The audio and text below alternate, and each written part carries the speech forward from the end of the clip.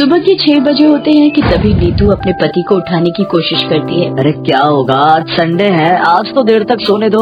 अरे चलो उठ भी जाओ ना, अभी सभी घर वाले सो रहे हैं, उनके उठने से पहले हम जल्दी से कराते हैं। अरे क्या कराते हैं, तुम्हें जो करना है अकेले कराओ, लेकिन मुझे अभी सोने दो। क्यों टाइम वेस्ट कर रहे हो, जल्दी से चलो, नहीं तो सारा दिन लाइन में ही खड़े रह जाओगे। अरे जबरदस्ती है क्या, जब आ ही नहीं रही तो जाकर करूँगा क्या। अब तुम निकलो यहाँ से और मुझे सोने दो। ओहो, अगर इनके चक्कर में रही तो मैं भी पेट पकड़कर ही बैठी रह जाऊंगी। इसके बाद नीतू पेट पकड़ते हुए जल्दी से अपने कमरे से भागकर बाथरूम की ओर जाती है तो देखती है कि उसकी दोनों जेठानियाँ और छोटी देवरानी पहले से ही बाथरूम के बाहर खड़ी होती है।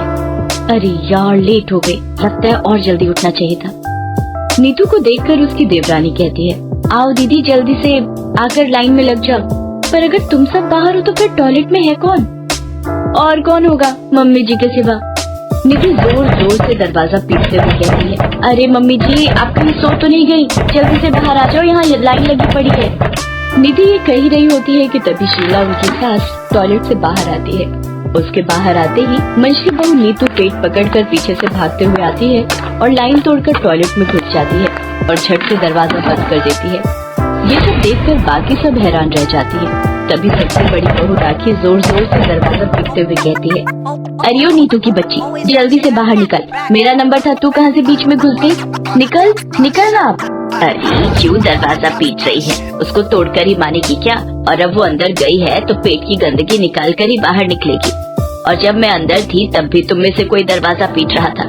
तुम सब जानती हो ना, बुजुर्ग लोगों को कब्ज की शिकायत रहती है।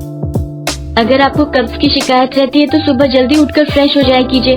आपकी कब्ज के चक्कर में तो हम लोगों के पेट के बुलबुले उठने लग पड़ते हैं। ये सब बातें छोड़ो मम्मी जी, अब ये बताओ कि कब तक हम ऐसे ही एक टॉयलेट में जाते रहेंगे?